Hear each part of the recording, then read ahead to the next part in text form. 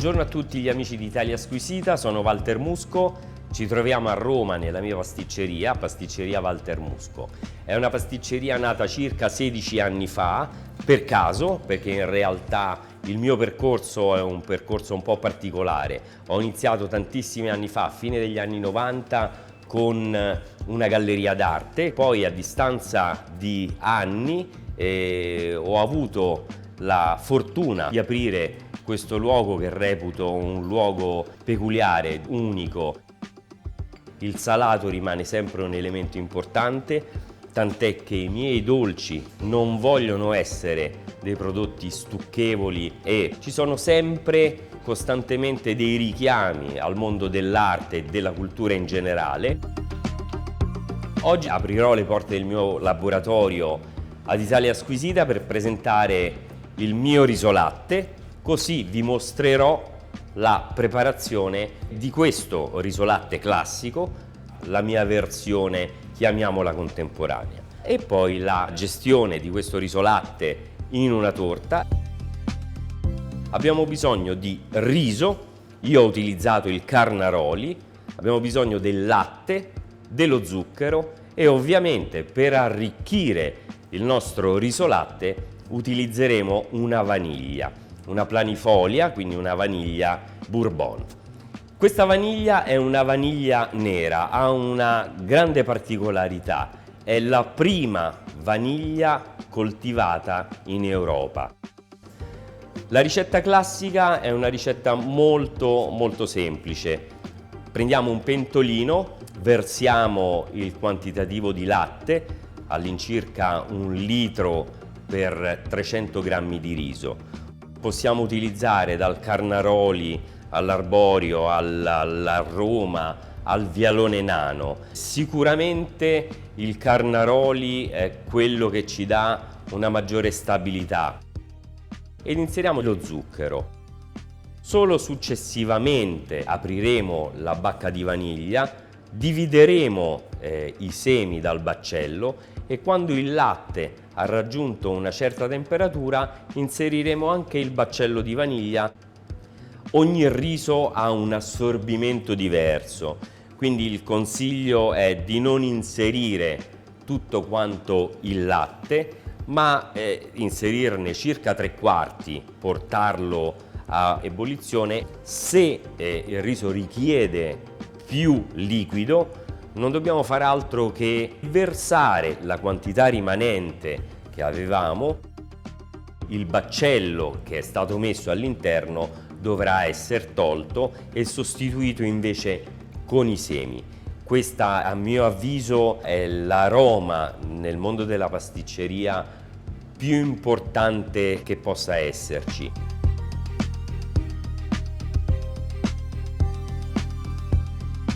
Una volta terminata la cottura del risolatte possiamo decidere se servirlo direttamente tiepido.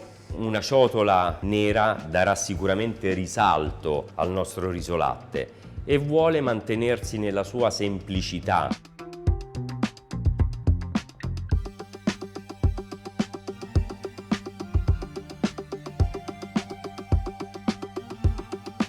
Se dovesse avanzare questo risolatte, per cercare di non buttare nulla, possiamo mettere in frigo. Ovviamente non ha una durata lunghissima, ma possiamo utilizzarlo per un'altra ricetta, sempre di pasticceria. Adesso c'è la versione contemporanea, quindi concettualmente lavorare il risotto come se fosse un risotto salato. Avremo un latte di mandorla e il riso. Il riso in questo caso lo tostiamo. Nella fase di tostatura, quando siamo al punto di versare il latte di mandorla caldo, mettiamo anche un pochino di sale. Il nostro latte di mandorla lo arricchiremo con la vaniglia. Versiamo questo brodo di latte di mandorle e vaniglia e arriviamo al punto di cottura. Tiriamo via il pentolino dal fuoco e facciamo riposare il nostro risotto. Ho cercato di ragionare su un altro ingrediente che è la mandorla, una mandorla pelata che viene precedentemente ammollata in acqua per una notte, quindi ritorniamo ad avere una mandorla reidratata, quasi cruda, e viene fatta a lamelle. E il burro che utilizziamo in questo caso è burro di cacao. Arriviamo alla fase della mantecatura. Abbiamo questo panetto di burro di cacao che, una volta riposato il risotto, lo andremo a spezzettare e a inserire nel riso, e a quel punto cominciamo a mantecare.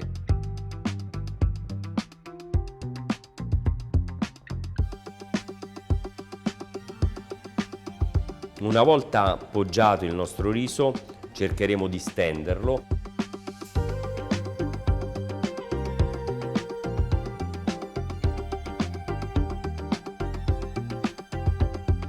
e cominceremo a inserire il sale in cristalli nelle nostre lamelle di mandorla, e al posto del parmigiano utilizzeremo un panetto di pasta di mandorle e non faremo altro che grattugiarlo sopra il nostro risotto.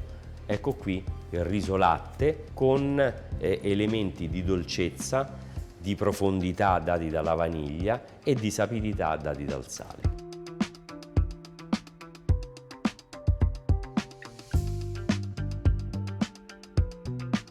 Abbiamo detto, se dovesse avanzare una parte dalla crema di riso classica che abbiamo messa in frigo, possiamo realizzare un altro dolce. La struttura di questa torta Tanala è composta da un cuore. Il cuore che verrà inserito all'interno della torta parte con un biscotto a base Oco, che è il cioccolato grezzo che utilizziamo per fare sia la mousse che il biscotto. È un cioccolato malgascio e Tanala è una delle 18 etnie che si trovano nel Madagascar.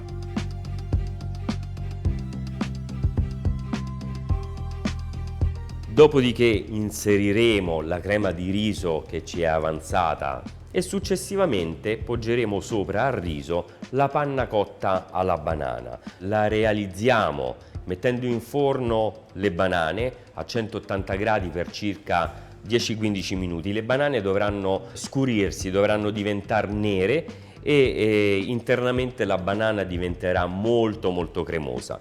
Non facciamo altro che togliere la banana, frullarla, mescolarla, setacciarla. Quindi mettiamo su un pentolino la nostra panna, inseriremo anche i semi. Portiamo leggermente a bollore, inseriamo la colla di pesce, dopodiché zucchero, in questo caso di canna,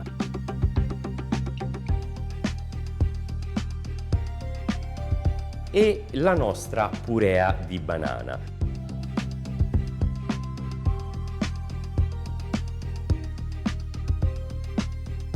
Questo composto lo inseriremo sopra il nostro riso latte. Ognuno di questi tre passaggi ovviamente richiederà che i tre prodotti si uniscano bene con l'aiuto del freddo, quindi a casa probabilmente in un congelatore, in un laboratorio, in un abbattitore di temperatura, in modo tale che il riso sia bello freddo e quando versiamo la panna tende un attimino a bloccarsi e a non fuoriuscire dallo stampo. Poi abbiamo la mousse. Non facciamo altro che scaldare il latte con la colla di pesce su un pentolino e tritare finemente il cioccolato, inserirlo in un microonde per scioglierlo e renderlo cremoso. La panna a parte la dobbiamo semimontare, quindi è importante quando si fanno le mousse di non montare troppo la panna. Il latte, una volta portato a bollore, lo versiamo in un contenitore dove avevamo precedentemente sciolto il cioccolato e amalgamiamo bene questi elementi.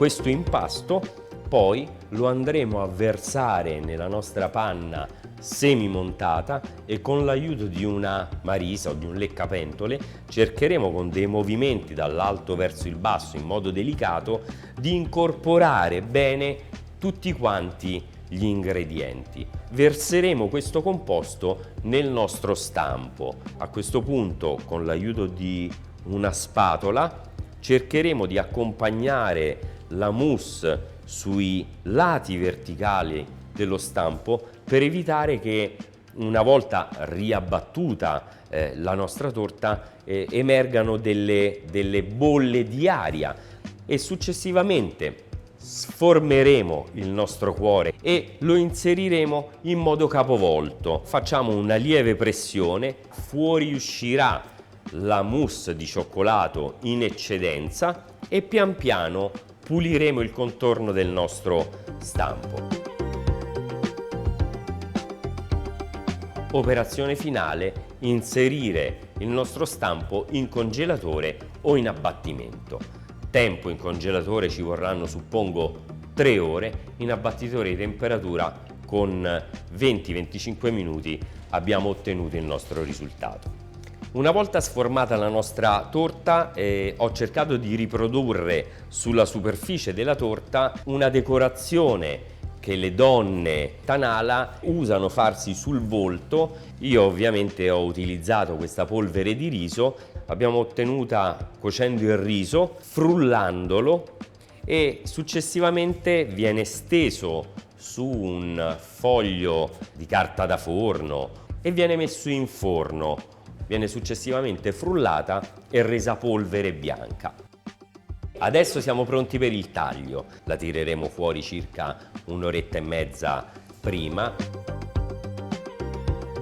Una volta tagliata la torta vedremo la sezione, quindi nella parte esterna avremo la mousse di Oco e nella parte interna, a partire dalla base, avremo il cosiddetto cuore della torta con il biscotto, il riso latte e la panna cotta alla banana. E questo è il dolce che possiamo adesso assaggiare.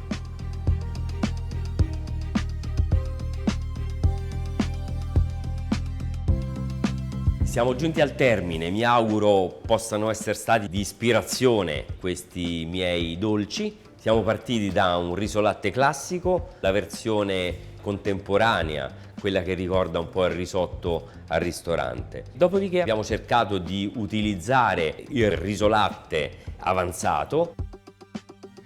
Un saluto a tutti gli amici di Italia Squisita, vi aspetto a Roma nella mia pasticceria e al prossimo video per un nuovo dolce.